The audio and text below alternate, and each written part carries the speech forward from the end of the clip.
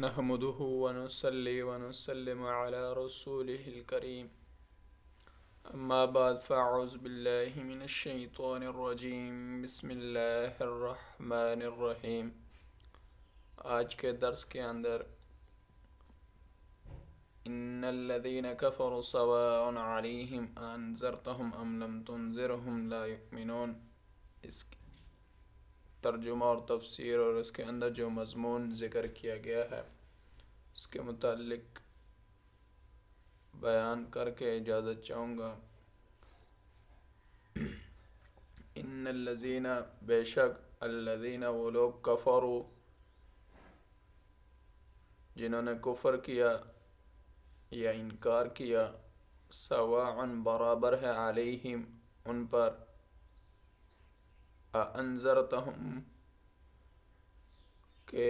ان کو ڈرایا جائے، ام لم تنذرہم یا ان کو نہ ڈرایا جائے، لا یؤمنون وہ لوگ ایمان نہ لائیں گے۔ اس آیت کے اندر بد نصیب لوگوں کا ذکر ہوا ہے،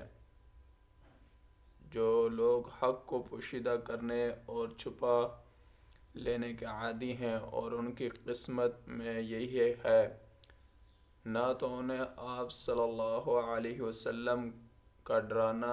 سود مند ہو اور نہ ہی نہ ڈرانا، یہ کبھی اللہ تعالیٰ کی اس وحی کی تصدیق نہ کریں گے جو آپ صلی اللہ علیہ وسلم پر نازل ہوئی ہے۔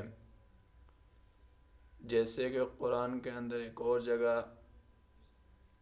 آیت آئی ہے کہ ان الذین حقت علیہم کلمۃ ربک لا یؤمنون، یعنی جن لوگوں پر اللہ کی بات ثابت ہو چکی ہے وہ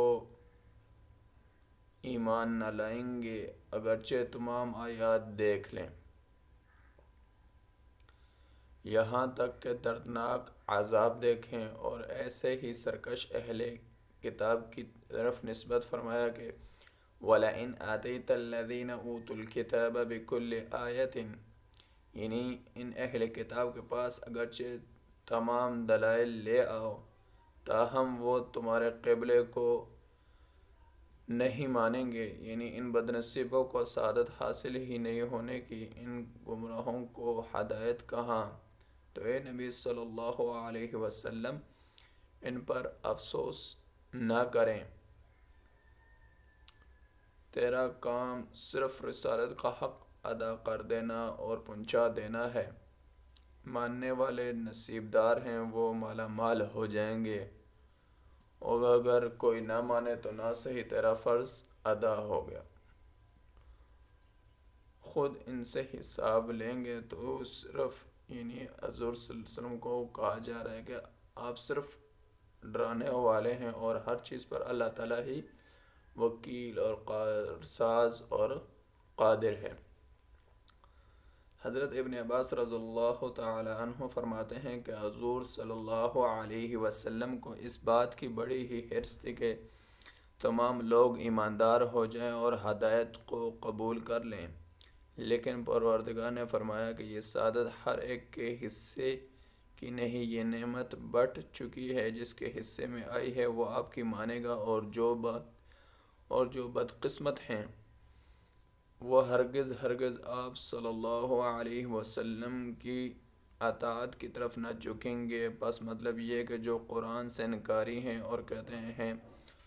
ہم اگلی کتابوں کو مانتے ہیں، انہیں ڈراوے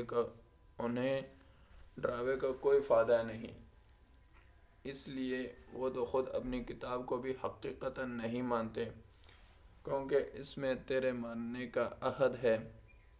تو جب وہ اس کتاب کو اور اس نبی صلی اللہ علیہ وسلم کی نصیحت کو نہیں مانتے جس کے ماننے کا اقراری ہیں، تو بھلا وہ اے نبی تمہاری باتوں کو وہ کیا مانیں گے۔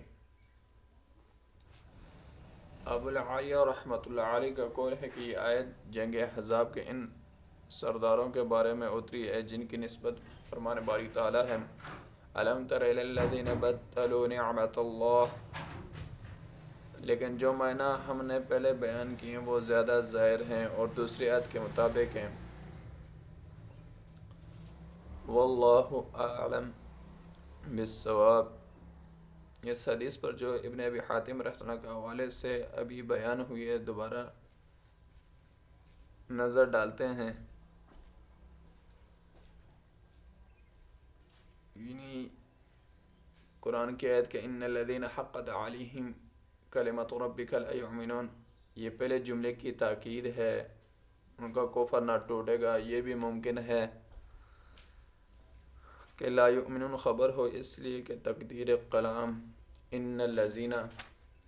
کفروا لا یؤمنون ہے، اور سواء علیہم جملہ معترضہ ہوگا، یعنی